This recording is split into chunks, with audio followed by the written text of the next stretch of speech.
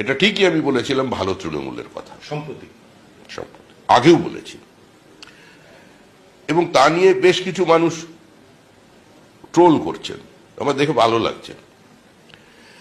মানে তৃণমূলের প্রতি ঘৃণাটা কোন অবস্থায় পৌঁছেছে এই বিভিন্ন ফেসবুক পোস্টই সেটা প্রমাণ করে দিচ্ছে।